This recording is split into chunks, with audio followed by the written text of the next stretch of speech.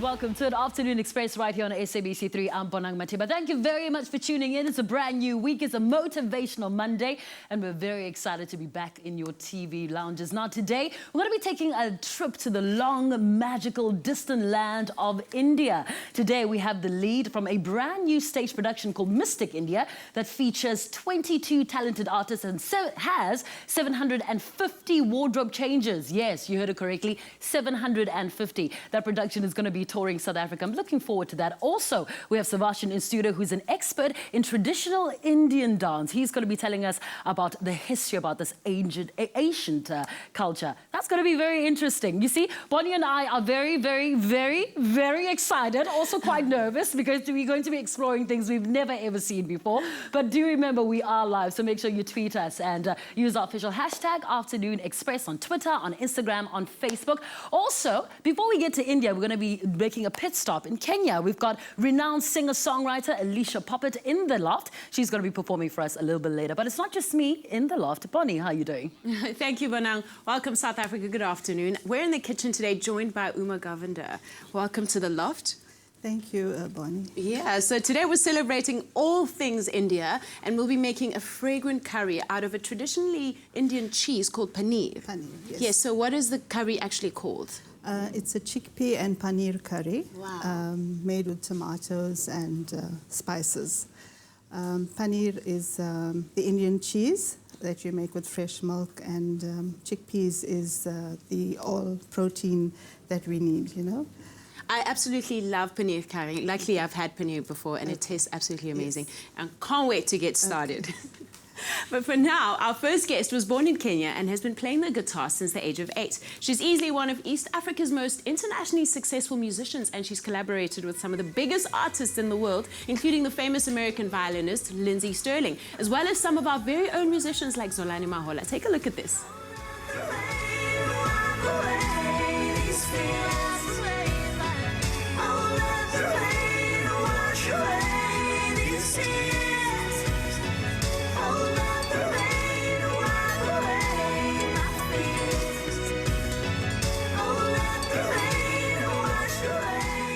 Joining us in the loft on her visit to South Africa is beautiful and very talented Alisha Popat. How are you? Oh, I'm so well. Thank you so much for having me. Only a pleasure. How does it feel seeing that video? Do you know what? I'm sure you've seen it so many times. I have. That was one of my first actual originals. I mean, this was maybe 4 years ago. It was so scary to write this. It was after a breakup, and it was my first ever original video that I produced. So, I mean, it's yeah, it's kind of cool to see that. It's kind of cool, it's right? Cool. Let's talk about your musical journey. At the age of 8, you could play the guitar very, very well. How were you introduced into music at such a long time, at such a young age? Ages ago. Well, actually, music's always been part of our family. So my mum used to say that when she was pregnant, she had a Walkman and one earphone in her ear and one on her belly. And she used to play guitar, actually. And she had a little country, a book full of country songs. So the first ever song I ever learned on guitar was Cow to the County. It was this little skinny Indian girl playing country music. And it just kind of grew from there. I mean, music was just always part of the plan. Yeah. And you've worked since then with some incredible names in the music industry. I've been so toured the lucky. world. Yeah. And obviously each musician, including our very own Zolani from Freshly Ground, have a different and unique sound. What do you take from each collaboration? Well, each collaboration is so different. I mean, they're completely different artists, different genres from different sides of the world. I've been so lucky to be able to collaborate with so many different people. But you realize, I mean, it's incredibly humbling. You realize how far you have to go, how much you have to work, and how much encouragement it takes and inspiration, you know, to continue this journey. Because these are artists that I've grown up watching. I used to do open mic sessions at Zula Lounge, and I used to watch Zolani and think, oh my goodness gracious me, one day I'm going to call that woman and she's going to say yes, and we're going to do a song together. And it happened. And it happened. And I'm sure you also grew up watching the FIFA World Cup. And oh, of course I did. Yeah. And one of your most renowned performances, of course, was at the opening of the 2010 FIFA World Cup. How did that come about, and how was that experience Again, for you? very fortunate woman. That could have gone to a number of different artists from either South Africa, from Kenya, and from India. But it was a couple of really cool artists vouched for me, and they said, "Oh, we need a girl in this, and we need a good female, female backing, female musician. Luckily, one of the Kenyan singers that were chosen, Eric Wainaina, vouched for me, and we had some other incredible contacts. My aunt, and I managed to get that role, and it was honestly, it's life-changing. That was a life-changing moment. That's amazing. Now, my best friend lives in Kenya, so I'm completely obsessed. You probably know them. Shumi. She lives in Kenya. She's a musician as well. But you said that, I mean, you don't live in Kenya anymore, and you said right now it's not where your music needs to be in order for it to grow. Why is this? I reckon that's a very personal statement. I would have said that Kenya is not a place for music to grow 4 years ago. It's a little different now. We're actually finally growing wings. 4 years ago, especially my type of genre of music, was just not at all appreciated. And we don't have a lot of agencies, or, I mean, YouTube was, people used to struggle with being able to know how to license their music or what to do next. Now, things are actually changing, but still, for my genre of music and what I do, the niche is not Kenya. Even though all the inspiration is derived from Kenya, the niche is not Kenya. I got you. And you're living in the United States, obviously traveling between Kenya and the United States. Culturally, what is it that you miss most about your hometown, home country? Community. The sense of community. We have such an incredible sense of community in Kenya, as Kenyans and Indians. I mean, I have a family of 60 people. I'm incredibly close. And we have dinners all the time, and play music, and the food is amazing. I miss the food. But it honestly is like a sense of a support system, for example. That's a very important part of my life. So being away from it is incredibly difficult. I thought you'd say I miss the weather.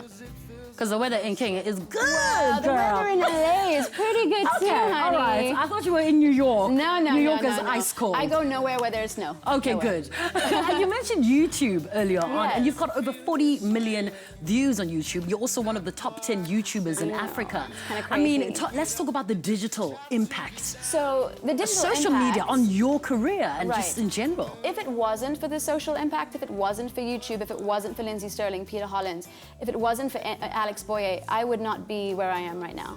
YouTube opened up a whole new life for me. It opened up a whole new dynamic. It's, I mean, I'm almost 30. I'm not going to... Really? Yeah, I am. Really? Yeah, I am. Girl, you look... Okay, yeah. And it's difficult. At this age, record labels are looking for someone young who they can mold.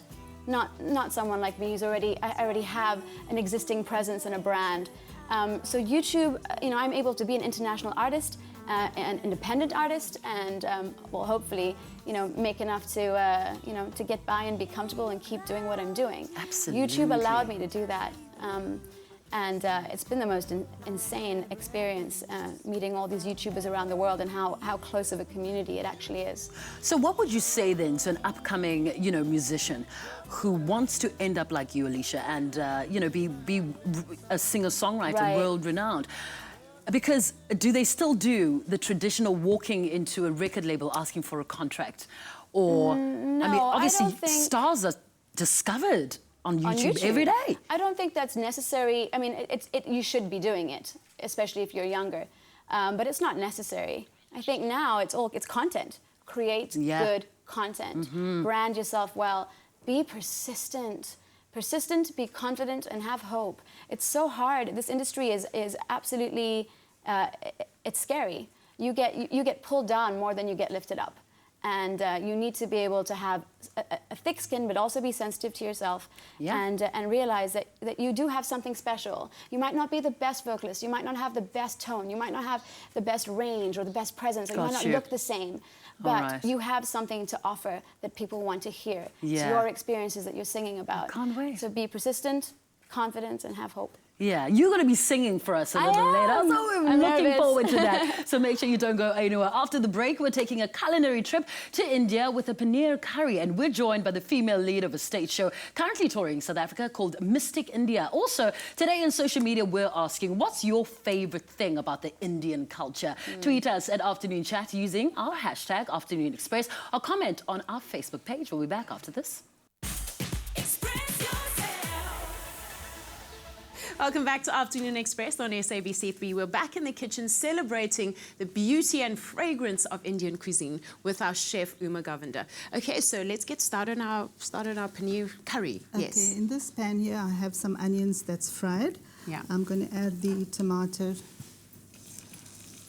So we just have onion and any garlic or just Yes, onion? yes. Oh, okay.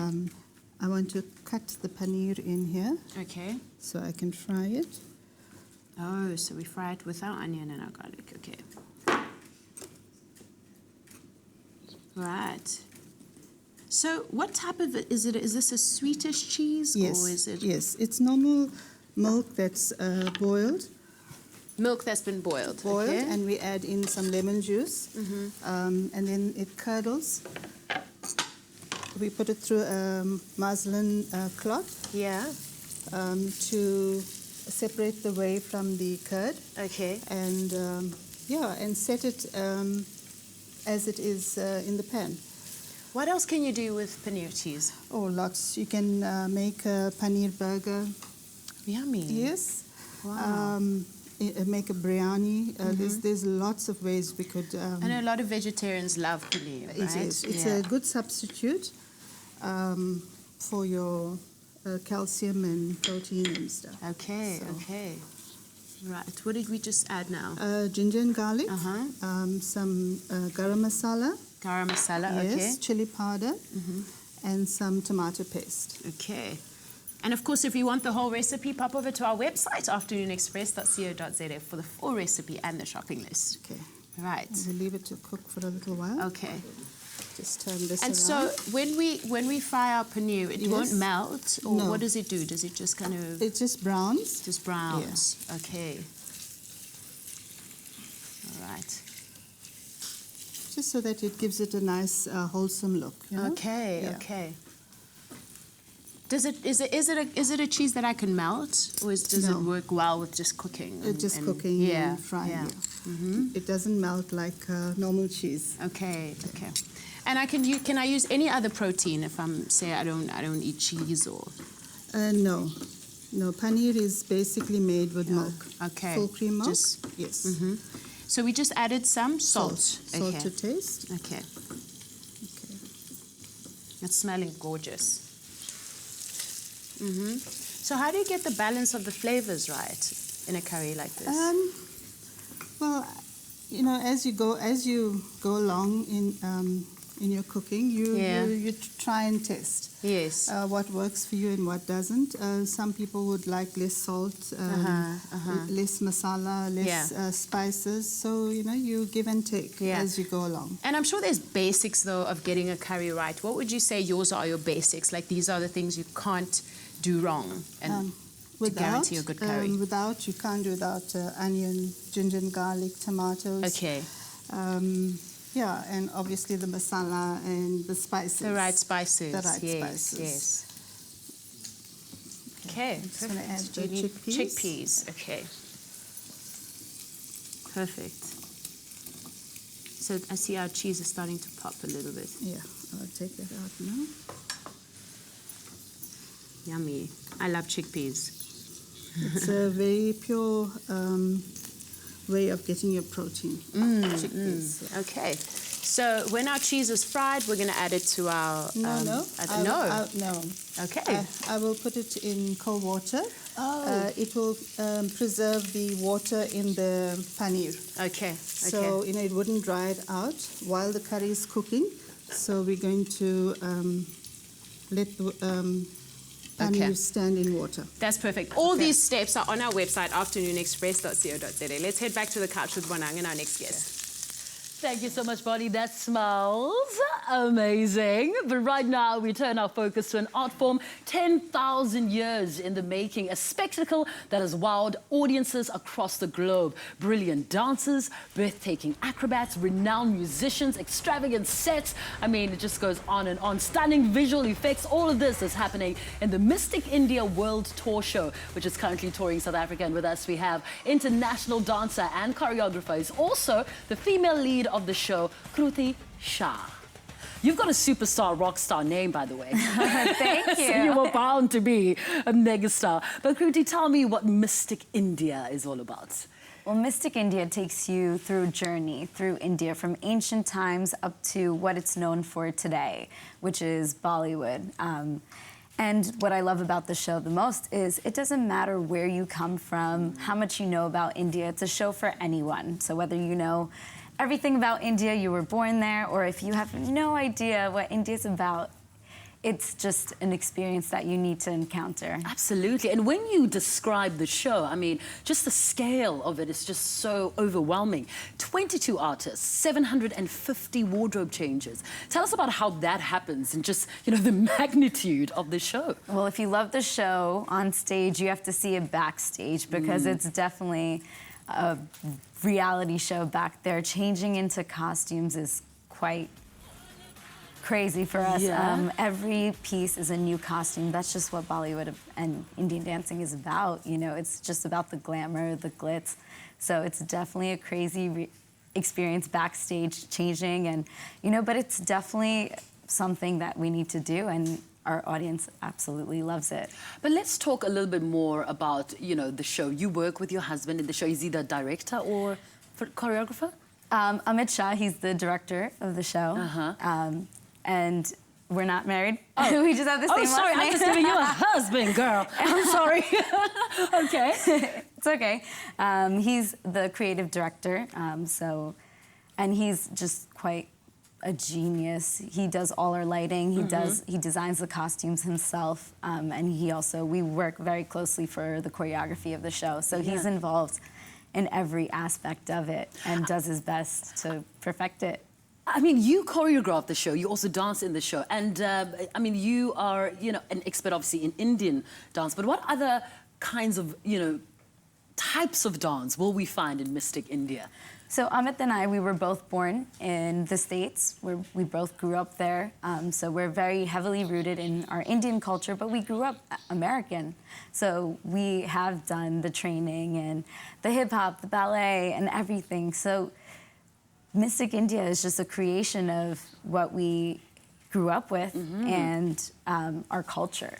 So we try to create a good mixture of our American side, but also staying very true to our Indian side. And nowadays, Bollywood is all about mixing and, you know, globalization. So you see a lot of the hip hop, the contemporary in Indian dancing. So what we try to do as Mystic India is we try to stay true to what Indian dancing is, but also keep up with the culture and what Bollywood's growing into now. I mean, there's aerial acts, acrobatics, and all of that. I mean, was it important for you to make it sort of like a visual masterpiece? You know, we want the audience to come and walk away breathless. That's our goal, and we want to make sure we're staying true to who we are and the Indian culture as well. So we try to create the best mixture that we can. But you know, the thing is with India, it's a very large country with lots of languages, lots of cultures, lots of amazing, fascinating elements. Have you tried your best to include all of them within the production? Yes, we have tried our best to do so. And, you know, we've also grown up with different cultures. So we have a great set of choreographers who come from different specializations, who come from different regions. So what we try to do is, you know, if we're working on a certain piece, find the best person to choreograph it, who can represent it the best. Because Amit and I are not, you know, we're not trained in everything. So we want to make sure that we are giving our audience the best that we can as the directors of the show. And talking about your audience, what do you want them to take from this experience and from this show? It is a show about India, and we share everything about India. But our main goal behind the show is unity. A lot of our cast members are not Indian. Most of them are non-Indian. And yeah, they just love being a part of the show. And our show it's very hectic. You know, it's a 90-minute, full-on. It's very rigorous on your body. And I believe it's something that you have to love to be able to be a part of. Absolutely. So what we want our audience to walk away with is just the message of unity and acceptance. I can't wait to watch it. Well, thank you so much, Kajra, for coming.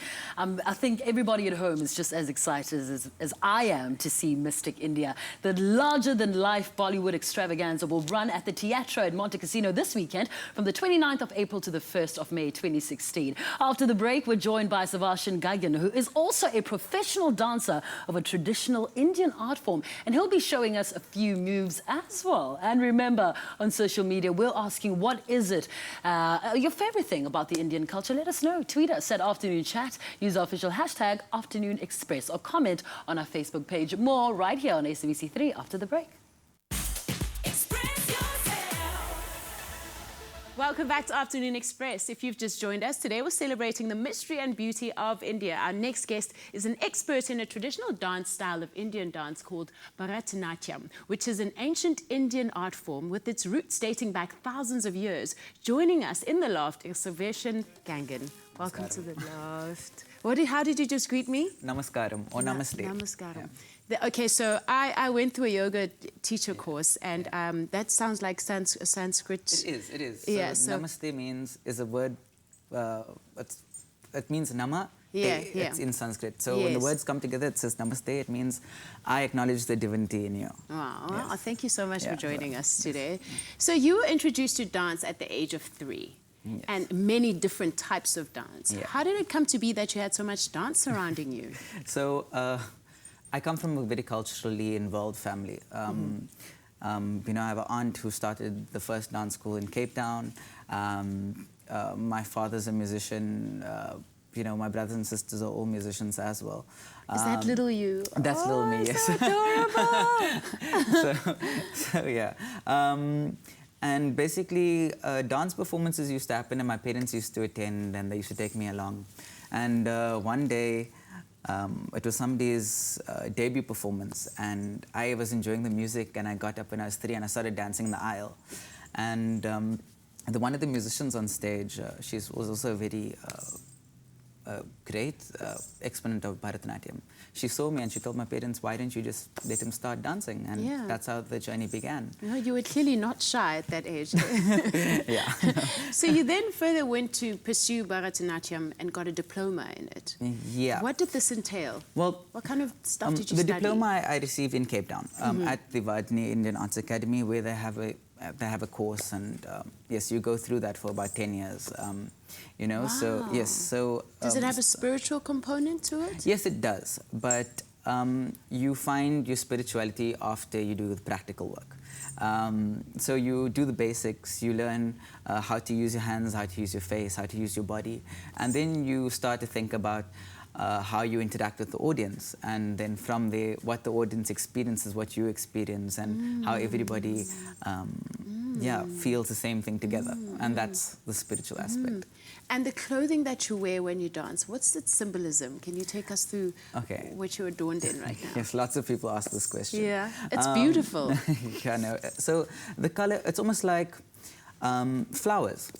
If a flower is not colorful, a bee will not be attracted to it. Of course. Isn't it? Right. So similarly, for art forms of India, they're colorful, they're slightly abstract, so that the audience sees you, the audience is held by your presence alone, so that, you know, what you're trying to say, they're attracted to you, so that what you say to them, when you say something to them, they are focused on you. Right, and they're receptive. Yes, and it's to take you out of the mundane, out of, you know, just normal clothes kind of thing. Like, everything is done bigger, the eyes are drawn bigger, so that, you know, the audience can understand your language better. Yes, that's incredible. Yeah. And then you went to Chennai to further your studies. Yes. Where is that, and what was that experience like? Okay, so Chennai is in South India, and I went to go study at an institution called Bharata Kalanjali. It's actually the home and the institution of my teachers, the Dhananjayans. I see this. They are two phenomenal artists, veteran dancers. Yeah, I mean, he's 76 at the moment and she's 71. They're still dancing on stage. And essentially, I met him in 2000 in Cape Town, actually. Yeah. He had come on a tour, and I was 6, and he had asked me a question, do you know what an elephant looks like? Can you show me how an elephant moves? Yeah. And I remember I was small, and I just did this, and I wasn't really sure what to do because this is ears. And then he was like, "What?" Oh, that is yes. the So he's like, ears, "What are you doing? You from South Africa? You from South Africa? Have you not seen an elephant?" And then he showed me how to show an elephant. And when I saw him, I just thought, I was like, whenever I'm done with school or whatever I need to do, I'm just coming to you. Wow. And it so happened I forgot that experience, and then I refound him somehow. And then when I found him, I realized it was the same man that I had met when I was 6. So That's incredible. It's a combination of really wanting something and life being good to me. Yeah, well, that's so beautifully put. You're considered as the biggest exponent of Bharatanatyam dance in South Africa, and you've done so much to preserve it and to grow the knowledge of it in South Africa, and you've run workshops. Tell us about those, and where do you have them, and what do they entail? Okay, so I do performances and workshops throughout South Africa with any school who promotes Bharatanatyam. So in South Africa, obviously, because of our history of, apartheid and segregation and, all those types of things, we never had the resources to do what we wanted to do with our art form. So many of these schools started back then, and resources were very limited. So now that it's post 1994 and so on, I have the resources. I mean, I've been to India, I've gone to study. Yes. So it's also about me contributing back into my society. Yes. So I do basic Okay, level training awesome. and advanced level training. Well, speaking of which, you're going to do a demo for us, but Yeah. I'm actually going to join you, and you're going to teach Yes. me some very simple moves Okay. Yes, so sure, that I come don't get too confused because I've got 2 left feet. All of South Africa knows that about me by now. So today, you're not going to use your feet so much. What I'm going to show you okay. is because generally on live television, they love the noise and the rhythm and so on. The flamboyance. But what Bharatanatyam is actually about is about sending a message to your audience. Okay. So how do we do that? We use hasta mudras. We use our hands. Okay, so I'm going to teach you how hastas work. Okay. So if I have to say to you, show me how you would show a flute, just in your own... A flute. Yes, a flute. How would you show someone Okay, playing a flute? like that? Okay, either a flute, you like can play like that, this, yes, or yes. many people play the flute on the side. Also. Oh, they do, Yes, they do. and this is just a stylized version of what you would do naturally. Okay. So that's how these Okay. hastas work. How, if I had to ask you to show me a deer. A deer. Yes, with your hand. I'd do that. You do something like this. Yes. Or if I show you one hand, you do something like this, correct? Yes, I would actually. Because that's a deer. So Yeah. that's how It's quite dynamic. Yes, that's how hastas work. So give me a sentence. Give me a sentence. Just give me a sentence. I love life. I love life. So it'll be I love. love Then you say my my life. life. Yeah. This is prana. This is breathing. Prana, yes, I know Yes, about this is prana. life. Yes. Okay, cool. So- And do you breathe throughout the... Is it you have important to Yes, breathe? it's very important to breathe. Okay, So, okay. so again, so you can go I I love love my life. my life. Yes. Exactly. I love That's it. Exactly. While we practice this, we're going to take a break and we'll be back in the kitchen with our paneer. Don't go away.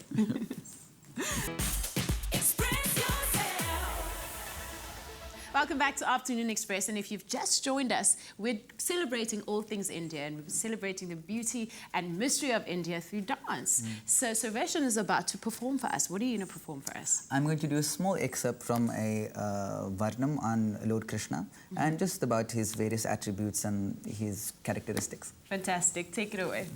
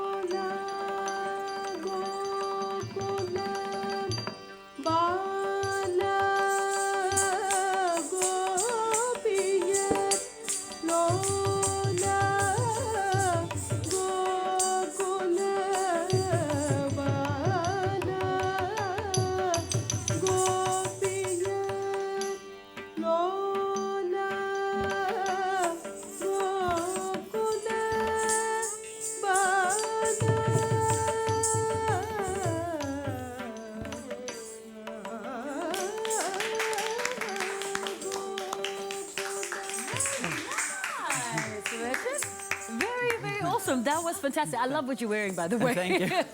Thank you. Well, we're still with our guests right here. Of course, Alisha and Kruti were both also professional dancers. And like Bonnie said, we are celebrating beautiful, magical India. Kruti, I want to know, why is it that Bollywood movies are always musicals? All of them or most of them, right? Right. Why is it that? I think it's because it makes it something you can connect with. It gives the audience something to connect with. Like Indian music and Indian dancing is so big amongst our communities, and no matter where we come from, it's just something that lets us connect with each other. Yeah. Brings us all together. I mean, and my next question was to you, Alisha. How often do you go to India? I mean, you between the United States and Kenya, Cape Town, sort of Joburg, whatever it is. How often do you go there? For work, I mean, I've maybe once every 2 years. It's not that often. And the first time I went was a real cultural shock even for me, because I don't have any family in India or no real ties apart from the culture. So it was really beautiful just being, you know, being part of my own culture, and it was very humbling. Yeah. And Sarvashen, what I want to know, I mean, the dancing is one element of this beautiful, beautiful culture. But what is it that you love about your culture and being Indian? I think it's number one, the color. I think mythology is absolutely fantastic. You know, the imagination of Indian architects, of people who've written stories, you know, to make us understand basic philosophies. Also, lots of our scripture. You see lots of the keys to the world's mysteries come out of our scriptures. You know, mathematics and science and all types of things. So I think that's what fascinates me, is that no matter how much you study or try and research India, you'll never, ever, you know anything. That's You'll only know so fascinating. much. Yeah. And I mean, you've danced all across the country and to many, many audiences. Yes. What are some of the most frequently asked questions that you get about the culture or about the dance form, the art piece? The most frequently asked question is actually, so what are you studying? Really? Yes. And the thing is, I'm doing this full time, and it's because I'm so invested in it. So, so why about the culture? Sorry, could you repeat the question? Most frequently asked questions about the culture and about this dance that you showed us that maybe you get from audiences that have seen you do this. Okay. The biggest thing I get asked is why? Why do you do this? You know, why in South Africa would you do this? I'm going to change your question slightly. And my thing is, it's all about social cohesion, isn't it, in South Africa at the moment? If I want to contribute to the society, I have to know where I've come from. I have to bring the best of my culture to you know, to South Africa, so that, you know, we can move forward together. And that's the most frequently asked question, actually. That's very, very fascinating. I was actually going to ask you that earlier. I'm glad I didn't. But thank you so much, guys, for being here. Please remember to answer that question on Twitter. What do you love most about the Indian culture? I know I make the most delicious chicken curry in the world. Bonnie, you know this, right? I'm here to taste that delicious chicken curry beef. Well, we're just about to wrap up our paneer curry, and we're at the final step now, are we? Yes, we are. Okay. I see it's golden and crispy. Lovely. Yes. Look at that. This paneer was fried very lightly in oil, and then we put it in water, cold water, so it keeps the crispiness of the paneer. Okay, okay. We've made the curry. And so you've just let it simmer this whole Yes. time? And we're going to add the paneer in now. Wow. It smells incredible in this kitchen. Okay, and love we it. leave it to cook for a few minutes. So how much longer are we letting that cook? Say another 5 minutes. Another 5 minutes, okay. Okay, But just we've put the done it lid all on. for you, Yes. and this is what we have. What we Ta-da! have. Okay, and you just chop up some coriander. So I see with the simmering, the cheese has gone smaller. Yes, it does. Yeah. Okay. So you don't want to cut it too small to begin with? No.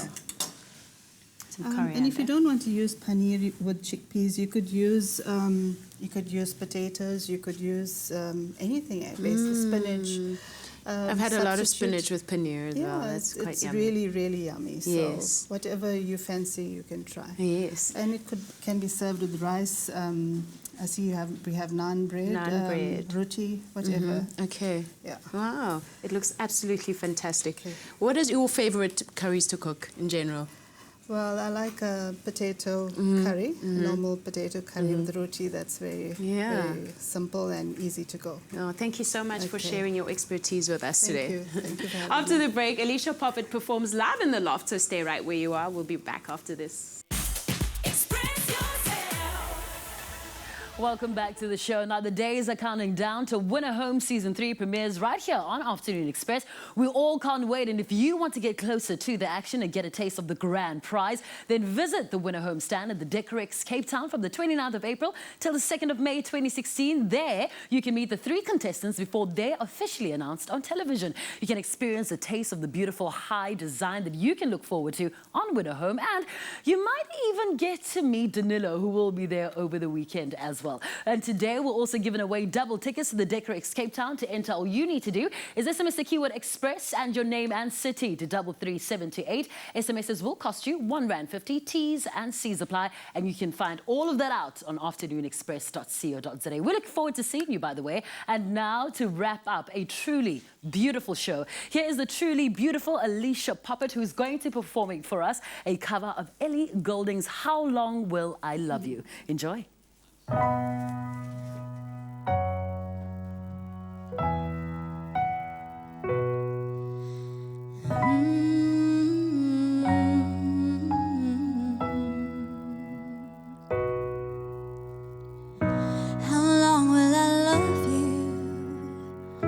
As long as the stars are above you, and longer if I can. How long will I need you? As long as the seasons need to follow their plan. How long will I be with you? As long as the sea is bound to wash upon the sand. How long will I want you? As long as you want me to. And longer by far. How long will I hold you? As long as your father told you, and longer if I may. How long will I give to you? As long as I live through you. However long you stay. How long will I love you? As long as you want me to, and longer if I can.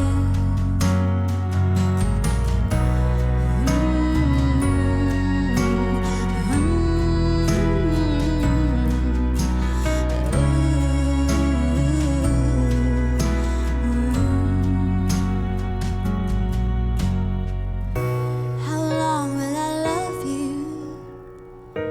As long as you want me to.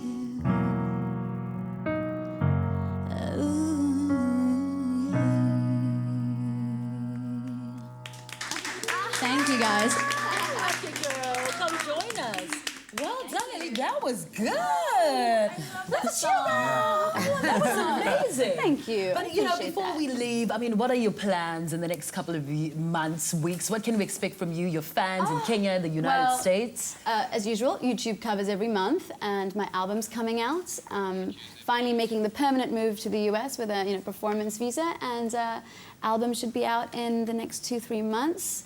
A couple of other collaborations. I'm really excited. It's going to be amazing. I'm opening up another YouTube channel, more of a lifestyle. A couple of us friends, all of us women from YouTube, are coming together, and we're going to have basically host a show where we answer questions that are difficult for some women. I'm just going to go and give it a go and see how it goes. Exciting times for really you. Exciting. Yeah. Thank you so much for having me on the Really show. a pleasure. Thanks for coming. Enjoy LA, girl. Loved it. Thank I'm you. going to come stay at your place when I come to Los Angeles.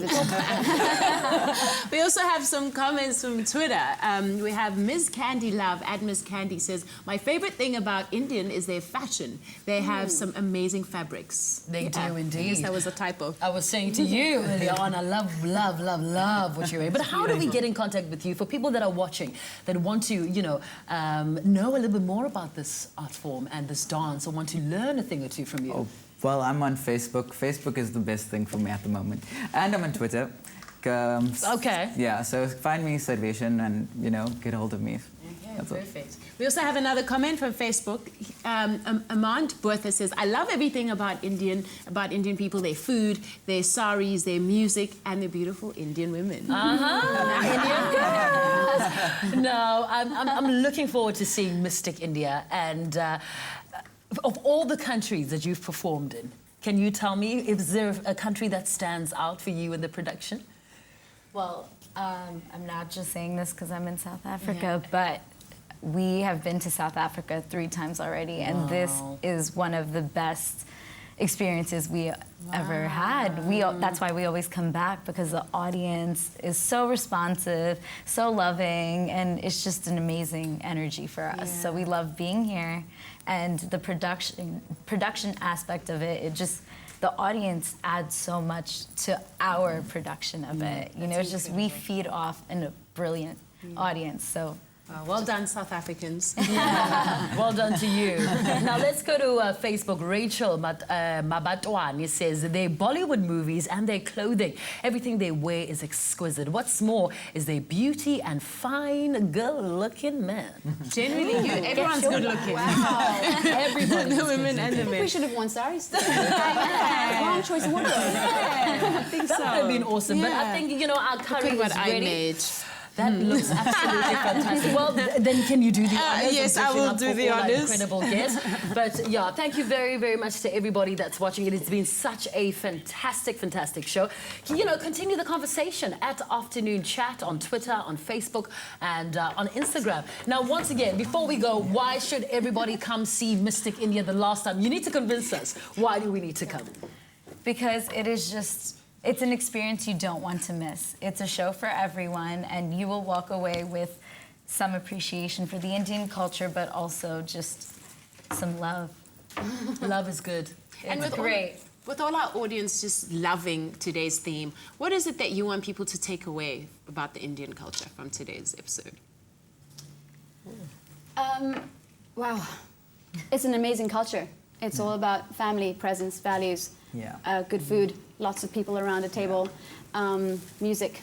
It's vibrant, and it's incredibly ingrained in so many people without them even being in India, as you said. I think also it's more than just about what we wear and the color and whatever. Right. It's actually about who we are as what a we civilization and as a people, and what we stand for. And I think that's the biggest thing that I would like people to take away from us. And you, Phil? And I just think the Indian culture, the tradition is so accepting. We're accepting of any different cultures. We try to, gain some influence from other cultures, and that's what I think India is all about, is just an experience and bringing people together. Fantastic. Thank you very much for coming. I've learned so much today. I'm very...